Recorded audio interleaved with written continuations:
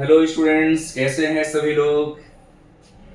तो last class में मैंने आपको जीओसी में पढ़ाया था how to represent the organic compounds. Actually उसके पहले जो हम लोगों ने सीखा it was how many sigma pi bonds are present in organic compound. किसी भी ऑर्गेनिक कंपाउंड में कितने सिग्मा बॉन्ड्स हैं, कितने पाई बॉन्ड्स हैं, उसको हम यहाँ से कैलकुलेट कर सकते हैं। एक बहुत ही सिंपल तरीका भी number of sigma and pi bonds को कैलकुलेट करने का है। जितने भी टोटल नंबर ऑफ एटम्स हैं, अगर उसको हम -1 कर दें तो हमें सिग्मा बॉन्ड मिल जाता है। Is it clear student? बहुत ही मस्त शॉर्टकट ट्रिक कि number of sigma bond is equal to n-1 when n is equal to number of atoms present in the compound where n is the number of the atoms present in compound। बहुत ही simple तरीका, बहुत ही नायाब तरीका। इसके base पर आप single bond यानी sigma bond को find कर सकते हैं। किसी भी ऑर्गेनिक कंपाउंड में कितने सिग्मा बॉन्ड है। फॉर एग्जांपल, अगर आप इसमें सपोज ऐसी कोई स्ट्रक्चर ले लेते हैं सिग्मा बॉन्ड फाइंड करने की, कि मान लो आपके पास C2H5 C2H6 है, तो टोटल नंबर ऑफ एटम्स कितने हो गए? कार्बन के 2 और हाइड्रोजन के कितने हो गए? 6। तो टोटल एटम्स हो गए कितने? 6 और 2 8 हो गए। इसमें से -1 कर दो यानी कि 7। अब अगर आप इसको इस फॉर्मूले से चेक करना चाहो कि हाउ मेनी सिग्मा बॉन्ड, तो number of sigma bond is equal to n-1। n की वैल्यू हो गई कितनी? 8। तो 8 इसमें अगर हम फॉर्मूला तो 8 - 1 इज इक्वल टू 7, यानी कि 7 इसमें सिग्मा बॉन्ड्स होंगे। तो इसमें सिग्मा बॉन्ड 7 है कि नहीं, ये थोड़ा कंफर्म कर लेते हैं। यहां से थोड़ा समझ लेते हैं एक एग्जांपल को। तो जैसे आप 1 2 आपने कार्बन लिया, फिर इसके बाद 1 2 3, यहाँ पर 1 2 3 यानी कि इथेन आपने ले लिया। तो अभी देखो यहाँ पर सिग्मा बॉन्ड 7 है कि नहीं, एकदम फैक्ट है। यहाँ पर 1 2 3 4 5 6 7 सिग्मा बॉन्ड हो गए, यानी कि हमने जो फॉर्मूला फाइंड किया एकदम परफेक्ट है। अभी एक दूसरा एग्जांपल ले लेते हैं। Suppose you are taking the next example like ethane, sorry benzene ले लेते हैं। तो क्या ये बेंजीन के लिए एप्लीकेबल होगा कि नहीं, ये समझ लेते हैं। तो यू नो बेंजीन का मॉलिक्यूलर फार्मूला कितना है? What is the molecular formula of the benzene? Benzene का मॉलिक्यूलर फार्मूला है C6H6, यानी कि C6H6 बेंजीन का मॉलिक्यूलर फार्मूला है। How many total number of atoms are present there in the case of the benzene? Benzene में total atoms है 6 और 6 12। तो अगर आप number of sigma bond find करने जाओ तो n-1 के अकॉर्डिंग देखो तो 6 6 12 एटम, तो 12 - 1 यानी कितना? 11 हो। अब बेंजीन की स्ट्रक्चर अगर आप देखो तो इसमें 11 सिग्मा बॉन्ड होना चाहिए। How many sigma bond should be there? 11। अभी बेंजीन की स्ट्रक्चर देखो तो 1 2 3 4 5 6 और ये बॉन्ड यहाँ पे अल्टरनेट पोजीशन पे डबल बॉन्ड। हर एक कार्बन के पास यहाँ पर क्या हो गया? Sigma sigma and sigma bond. अभी देखिए तो टोटल कार्बन का नंबर बेंजीन में कितना हो गया? 12। 12 में से -1 कर दिया तो कितना? 11। अभी सिग्मा बॉन्ड काउंट करते हैं तो इसके 1 2 3 4 5 6 और 1 2 3 4 5 6, इसके तो 1 2 3 4 5 6 सिग्मा बॉन्ड। यहाँ पर 1 2 और इसका खुद का 1 3 और 4 5 6। तो यहाँ पर तो ये फॉर्मूला एप्लीकेबल नहीं होता है। यहाँ पर आपने सिग्मा बॉन्ड का नंबर 12 ले लिया, यानी कि साइक्लिक कंपाउंड के लिए ये फॉर्मूला एप्लीकेबल नहीं है। यानी कि number of sigma bonds can not be find with the help of this formula in the cyclic compounds, specially in unsaturated number of the carbons. यानी कि अभी कुछ एग्जांपल्स इसमें साइक्लो के लिए लेते हैं। सपोज आपने लिया साइक्लोब्यूटेन, तो क्या इसके लिए ये फॉर्मूला एप्लीकेबल है? साइक्लोब्यूटेन का मतलब है कि 1 2 3 4 कार्बन आपने लिया, यहाँ पे हाइड्रोजन हाइड्रोजन हाइड्रोजन हाइड्रोजन, ये 4 हाइड्रोजन इसके साथ। तो अभी देखो सिग्मा बॉन्ड फॉर्मूला कैसा होना चाहिए साइक्लोब्यूटेन का? C4 और H कितना 2 4 6 8, तो ब्यूटेन H साइक्लोब्यूटेन C4H8। वैसे तो अगर आप मॉलिक्यूलर फॉर्मूला देखो तो ये किसका है? ब्यूटेन का फॉर्मूला है, लेकिन साइक्लिक केस में ये साइक्लोब्यूटेन हो गया। अभी इसमें टोटल एटम का नंबर कितना है? 8 4 12, -1 कर दो तो कितना हो जाएगा? 11 होना चाहिए। यानी कि 11 यहाँ पे कैसे प्रेजेंट है कि 1 2 3 4 5 6 7 8 9 10 11 12, तो यहाँ पर सिग्मा बॉन्ड कितने हो रहे हैं? 12 हो रहे हैं। इट मीन्स कि हम जो ये फॉर्मूला पढ़ते हैं n-1 वाला, वो सच में साइक्लिक कंपाउंड्स के लिए एप्लीकेबल नहीं है। अगर हम कोई लीनियर स्ट्रक्चर लेते हैं, वो चाहे ओलेफिन हो चाहे पैराफिन हो, यानी कि चाहे एल्किन एल्काइन हो या तो कोई एल्केन हो, तो उसके लिए ही एप्लीकेबल है। ये ट्रिक हमेशा कहां पे काम आएगी? जहां पर आप लीनियर कंपाउंड्स लेते हैं वहां के लिए एप्लीकेबल आएगी। तो स्टूडेंट एक यहाँ पर सबसे जो इंपॉर्टेंट बात है वो ये कि स्ट्रक्चरल प्रेजेंटेशन के बाद आज मैं आप लोगों को जो टॉपिक पढ़ाने वाला हूं वो टॉपिक बहुत इंपॉर्टेंट है कि किस तरह से हम किसी मॉलिक्यूल की स्ट्रक्चरल प्रेजेंटेशन को फाइंड कर सकते हैं, यानी स्ट्रक्चरल फॉर्म में हम कैसे रिप्रेजेंट कर सकते हैं, वो सबसे इंपॉर्टेंट पार्ट आज हम यहाँ पर पढ़ेंगे। ओके स्टूडेंट, तो ये जो मैंने यहाँ पर आपको दिखाया है आपको कि representation of the organic molecules, तो एक तो उसका है मॉलिक्यूलर फार्मूला, मॉलिक्यूलर फार्मूला के फॉर्म में आप उसको रिप्रेजेंट कर सकते हैं। दूसरा है उसका स्ट्रक्चरल रिप्रेजेंटेशन, मॉलिक्यूलर फार्मूला फिर उसका structural representation. Structural representation of the organic compound can be done in the form of the complete formula, condensed formula and bond line formula. Next इसकी प्रीवियस क्लास में मैंने आपको ये सारी structure के बारे में एक्सप्लेन किया है, यानी कि आप किसी भी मॉलिक्यूलर ऑर्गेनिक कंपाउंड को अगर इस फॉर्म में रिप्रेजेंट करना चाहते हैं तो आप 3 तरह से मेनली रिप्रेजेंट कर सकते हैं, कंप्लीट फार्मूला के नाम से, condensed formula and bond line formula के बेस पर रिप्रेजेंट कर सकते हैं।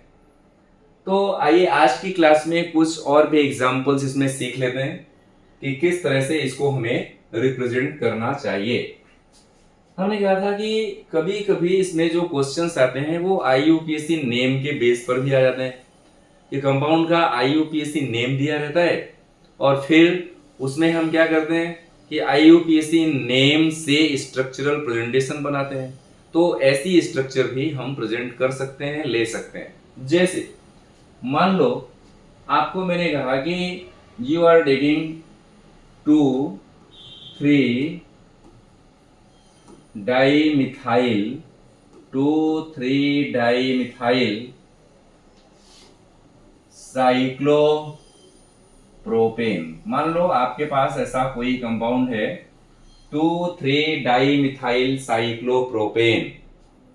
तो साइक्लोप्रोपेन का मतलब है साइक्लिक फॉर्म में प्रोपेन, यानी कि इस पे कैसा 3 कार्बन, तो ये हमने ले लिया साइक्लोप्रोपेन। अभी कार्बन नंबर 2 और 3, तो अब ये स्ट्रक्चर सच में आप अगर बनाने जाओ तो क्या पॉसिबल है? आप जहां पे कार्बन को जोड़ोगे वही नंबर CH3 हो जाता है, तो आप इसकी जगह पर ऐसा ले सकते हो 1,2 डाइमिथाइल साइक्लोप्रोपेन, ऐसी स्ट्रक्चर आप ले सकते हो। अब इस स्ट्रक्चर को अगर आप देखो तो इसमें how many sigma and pi bonds are present, it can be calculated easily, like 1 2 3, ये साइक्लोप्रोपेन हो गया। यहाँ पर कार्बन, इसके साथ हाइड्रोजन हाइड्रोजन एंड हाइड्रोजन, इसके साथ कार्बन, फिर यहाँ पे हाइड्रोजन हाइड्रोजन हाइड्रोजन, 3 हाइड्रोजन।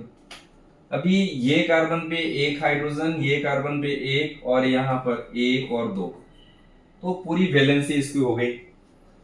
अभी इस स्ट्रक्चर में अगर आप थोड़ा डिटेल में देखोगे तो how many sigma bonds are present there?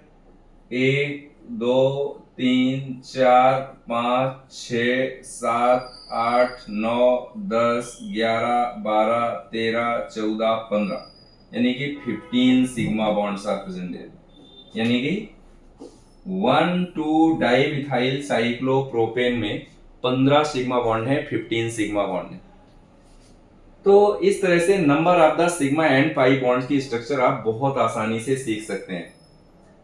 अब हमारा जो लास्ट टॉपिक था, जहां मैंने टॉपिक को फिनिश किया था, उसके आगे से जस्ट ले लेते हैं कि किसी भी मॉलिक्यूल को हम स्ट्रक्चरल फॉर्म में कैसे रिप्रेजेंट कर सकते हैं और लीनियर फॉर्म में कैसे रिप्रेजेंट कर सकते हैं, कंडेंस फॉर्म में कैसे रिप्रेजेंट कर सकते हैं।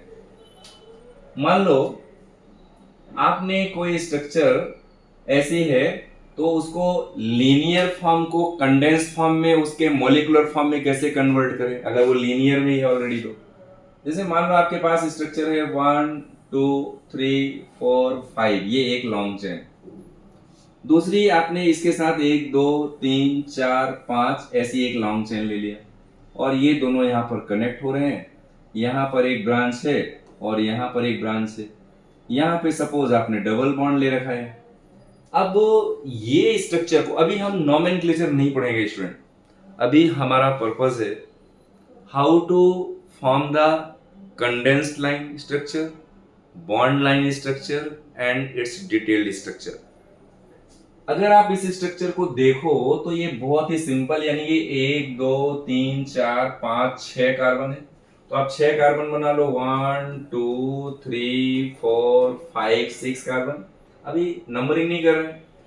कार्बन नंबर 2 पर देखो, 1 2 3, तो 1 2 3 कार्बन पे यहाँ पे आपने इस पे 1 2 कार्बन यहाँ पे इधर ले लिया, तो ये एक कार्बन, दूसरा कार्बन 1 एंड 2, इधर 1 2 3 कार्बन, तो 1 2 3 कार्बन यहाँ ले लिया। इधर से 1 2 3 कार्बन एक ब्रांच है यहाँ पे terminal position is always representing carbon.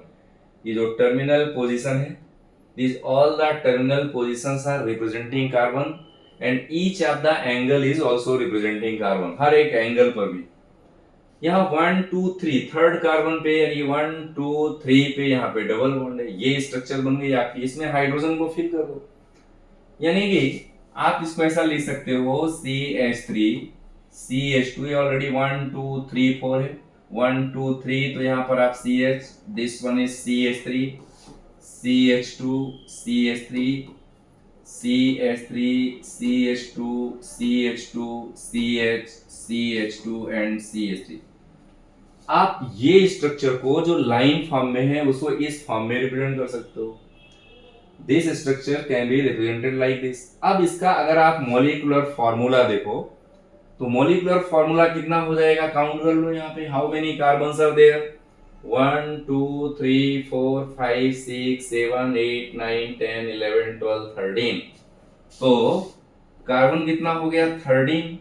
And how many hydrogens are there, 3 2 5 3 8 1 9 2 11 3 14 3 17 2 19 20 22 24 3 27, यानी C13 H27 स्ट्रक्चर बन गई। यानी कि इससे एक बात का पता चलता है, फिर से काउंट कर लेते हैं, मिस्टेक तो नहीं है कहीं पर। 1 2 3 4 5 6 7 8 9 10 11 12 13, 3 2 5, यहाँ पर 1 2 3 4, ऑलरेडी यहाँ पे 4 पॉइंट था, हमने गलती किया। अभी देखो ऐसे कैलकुलेट करोगे तब आपको पता चलेगा, क्योंकि ये फॉर्मूला जो है ना रॉन्ग आ रहा था, इसलिए मुझे डाउट हुआ कि ये स्ट्रक्चर रॉन्ग है एक्चुअली। यहाँ पर एक हाइड्रोजन नहीं होना चाहिए था, हमने हाइड्रोजन ले लिया, इसलिए फॉर्मूला कैसा आ गया, C13H27 हो गया। अब ये स्ट्रक्चर में देखो यहाँ पे perfect 1 2 3 4 already bonds are present, that's why there is no need to take the hydrogen. Now the molecular formula of this compound will be, this is wrong and right now it will be C13H26। यानी ऐसे देखा जाए तो ये alkene है, यानी ये alkene का कॉमन फॉर्मूला है ना, CN H2N के जैसा है, एल्कीन का कॉमन फॉर्मूला है C13H26। तो line representation can be also done in the form of the condensed structure, and condensed structure can be converted in the form of the molecular structure। इसे हम molecular formula के form में represent कर सकते हैं। ऐसी बहुत सारे स्ट्रक्चर्स हैं जिसे हम लाइन स्ट्रक्चर को, बॉन्ड स्ट्रक्चर को भी रिप्रेजेंट कर सकते हैं। अब एक जो क्वेश्चन आता है स्टूडेंट, वो है 3D representation of the organic compounds. 3D presentation of organic compound को थोड़ा सा यहाँ पर समझते हैं। एक बहुत ही सिंपल एग्जांपल लेते हैं 3D स्ट्रक्चर को समझने के लिए। एक यहाँ पे एग्जांपल ले लेते हैं मीथेन का। Suppose you are taking methane, you know, if you are drawing the structure of the methane, this carbon, hydrogen, hydrogen, hydrogen and hydrogen, तो आपको ऐसा लगता है कि ये स्ट्रक्चर परफेक्ट है, लेकिन सच बात ये है कि ये स्ट्रक्चर राइट नहीं है। इस स्ट्रक्चर में हम जो बॉन्ड एंगल बनाते हैं वो यहाँ पर 90 डिग्री बना देते हैं, जो कि एकदम रॉन्ग है। ये रॉन्ग स्ट्रक्चर। ये मॉलिक्यूल की जो स्ट्रक्चर है वो रियल में कैसी है? सी, यहाँ पर हाइड्रोजन, हाइड्रोजन, हाइड्रोजन, हाइड्रोजन, क्योंकि ये जो कार्बन है ना मीथेन में, ये sp3 hybridized, and you know, when the carbon is sp3 hybridized, its geometry will be tetrahedral। इसकी ज्योमेट्री कैसी होगी? It will be tetrahedral। और ये जो बॉन्ड एंगल होगा वो 109 डिग्री 28 मिनट का होगा। Mean all the bond angles in the methane will be similar. ये भी और ये भी सब 109 डिग्री 28 मिनट के होंगे।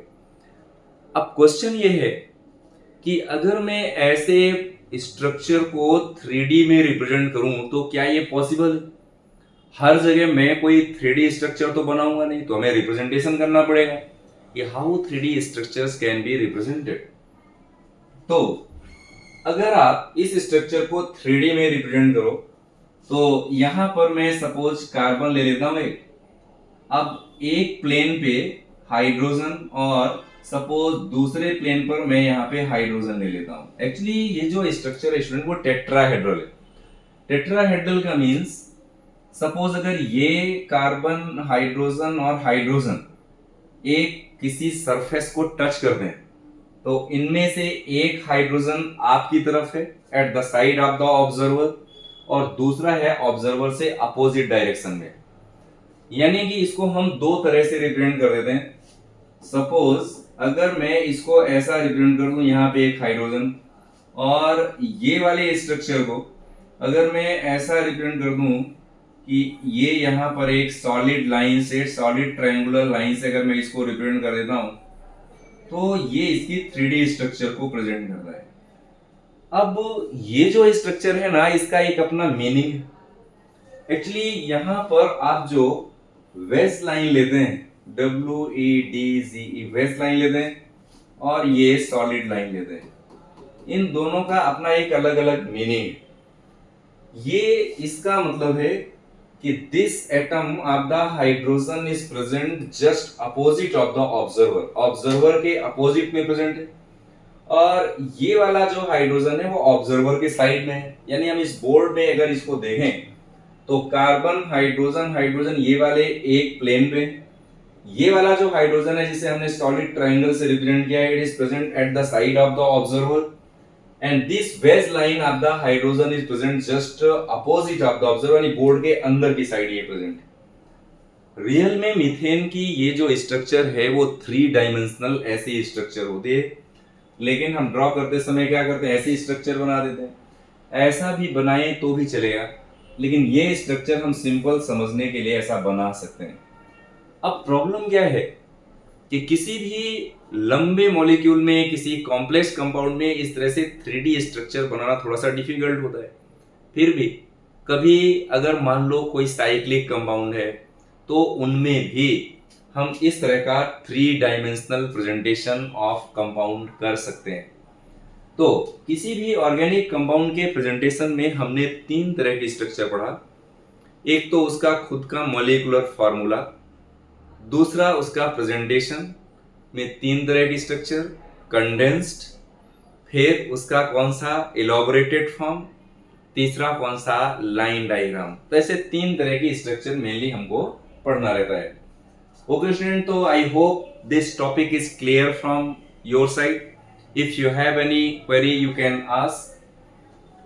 अब मेन जो स्टूडेंट यहाँ पर बात समझना है वो क्या है, वो देख लीजिए एक बार कि स्ट्रक्चरल प्रेजेंटेशन बहुत सारे कंपाउंड का, ये जैसे हमने यहाँ पर कुछ कंडेंस स्ट्रक्चर सपोज हमने लिया, कंडेंस स्ट्रक्चर को कई बार हम इस फॉर्म में भी रिप्रेजेंट कर सकते हैं। सपोज जैसे आपने ये कंडेंस स्ट्रक्चर लिया, कंडेंस स्ट्रक्चर को आप ऐसा भी चाहो तो प्रेजेंट कर सकते हो, कोई प्रॉब्लम नहीं है, लेकिन इसमें एक प्रॉब्लम है, उसका ध्यान रखना है आपको, वो क्या है वो समझ लो। ये जो आपने कंडेंस स्ट्रक्चर लिया, ये कंडेंस स्ट्रक्चर में आपको एक चीज का ध्यान रखना है, वो क्या उसको समझ लो। अभी देखो, ये आपने लिखा CH3 CH2 CH2 CH3, यानी कि आपने ब्यूटेन लिया। ये मैंने आपके लिए एक स्ट्रक्चर बनाया यहां पर, ये आपने ब्यूटेन लिया, you are taking butane.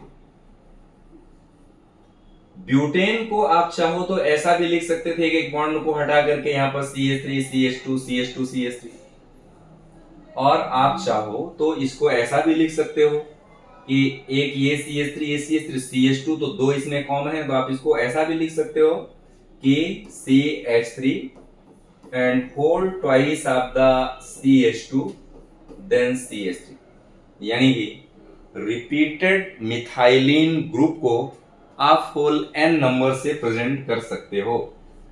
For example, आपके लिए अगर कोई, मान लो मैं एक स्ट्रक्चर ड्रॉ करता हूं यहां पर कि ऐसी कोई स्ट्रक्चर है, लाइक कि आपने कोई ऐसी एक स्ट्रक्चर बना लिया,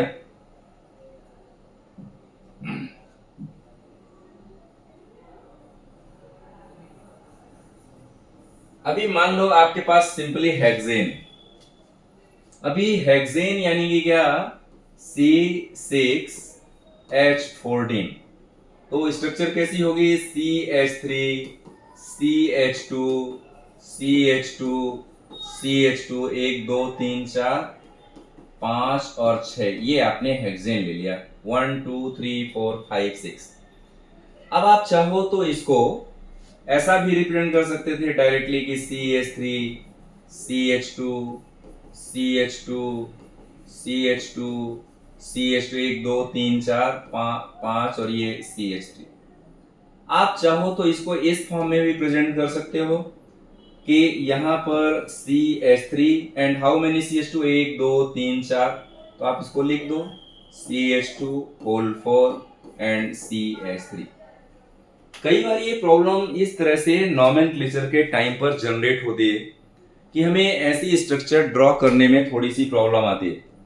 अगर हम चाहें तो ये सारी स्ट्रक्चर को और भी कंडेंस फॉर्म में कैसे लिख सकते हैं, देखो। अब मान लो आपके पास C और यहां पर CH3 CH3 CH3 और CH3 ऐसी स्ट्रक्चर, तो इसको अगर आप इस फॉर्म में रिप्रेजेंट करना चाहो तो ये कैसा होगा, C और फिर यहां पर क्या लिखेंगे, CH3 का होल 4। ऐसा भी आप रिपीटेड फॉर्म में स्ट्रक्चर को लिख सकते हैं, no problem. Is it clear student? तो अगर कोई ऐसे क्वेश्चन आएंगे सॉल्व करते समय, तो मैं आपको यहां पर समझाऊंगा। यहां पर कुछ बॉन्ड लाइन डायग्राम में आपको और भी समझा देता हूं। जो एग्जांपल्स मैं आपके लिए यहां पे लाया हूं बहुत ही थोड़े से सिंपल हैं, लेकिन सीखने के लिए बहुत अच्छे हैं। आप इसको सीखोगे तो आपको शायद इस टॉपिक में कोई कंफ्यूजन कभी नहीं आएगा, है ना। इसको ध्यान से एक बार समझ लेते हैं। अब देखो, यहां पर मैंने फंक्शनल ग्रुप को लेकर के लाइन रिप्रेजेंटेशन किया हुआ है, जिसमें हम कार्बन हाइड्रोजन कार्बन कार्बन के present between bond, zigzag fashion presentation and other elements like oxygen, nitrogen, halogen, इनको हम कैसे अटैच करेंगे वो भी हमने यहाँ पर मेंशन किया है। मान लो जैसे आपके पास कोई ऐसी स्ट्रक्चर है कि 1 2 3 4 और यहाँ पे Cl, जैसे आप यहाँ पे ले लो एक कार्बन कार्बन कार्बन कार्बन, तो ये है CH3, ये है CH, ये CH2 और ये C एक दो दो बॉन्ड यहाँ, तो बचा क्या CH2Cl। यानी ये स्ट्रक्चर आप देखो लाइक CH3 CH2 CH2 और ये CH, तो 1 2 3, तो 1 2 3 4 CH2Cl। इसी स्ट्रक्चर को आपने यहाँ पर लाइन डायग्राम के फॉर्म में रिप्रेजेंट करो ये वाली स्ट्रक्चर को, तो कैसा हो जाएगा 1 2 3 4, यानी कि 1 2 3, तो 1 2 3 चौथा कार्बन ये, और इस कार्बन के साथ आपको Cl लगा देना है। अभी बहुत इंपॉर्टेंट पॉइंट ध्यान में रहो कि कार्बन का नंबर कितना होगा वो पहले हमें प्रायोरिटी में ध्यान रखना है। ये कार्बन नंबर 1 2 3 4, तो 4 carbon should be there, like 1 2 3 4, and first carbon के साथ आपने Cl अलग से जोड़ा। यहां पर कोई कार्बन नहीं माना है हमने, ये जो लाइन है लास्ट में वो डायरेक्ट किसको रिप्रेजेंट करती है, Cl को रिप्रेजेंट कर दी।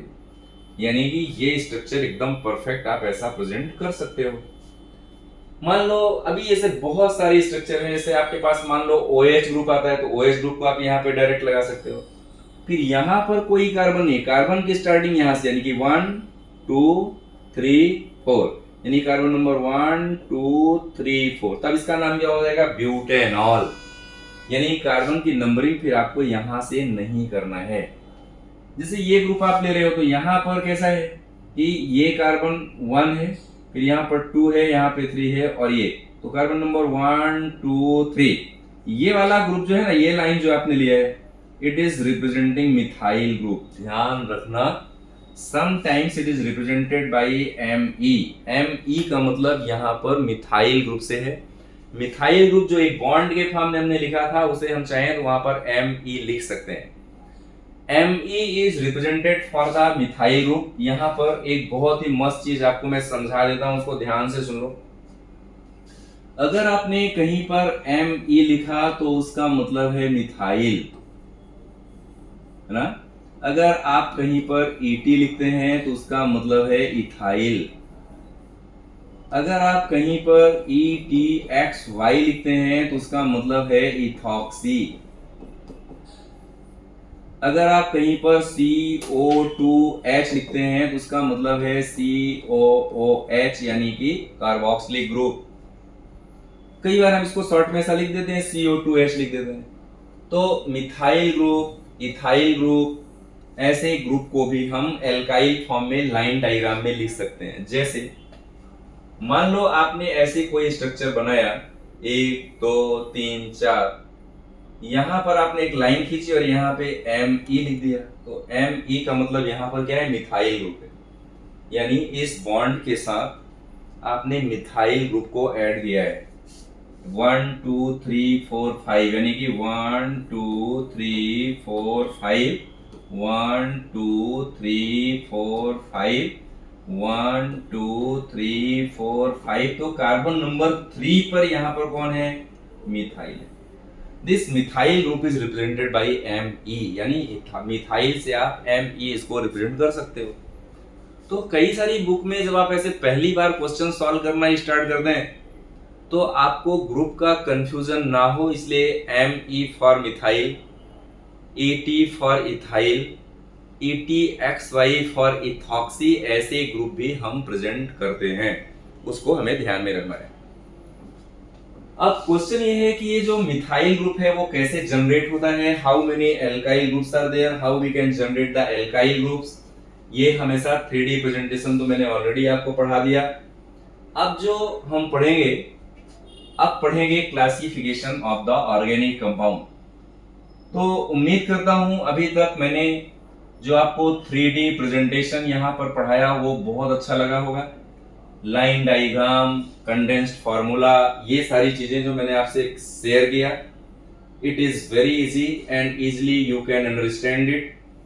अभी आपको एक चीज ध्यान में रखना है यहाँ पे कि ये जो कुछ भी हम पढ़ रहे हैं उसको एक बार आपको पढ़ने के बाद हमें ये पता होना चाहिए कि ऑर्गेनिक कंपाउंड कितने टाइप के हो सकते हैं।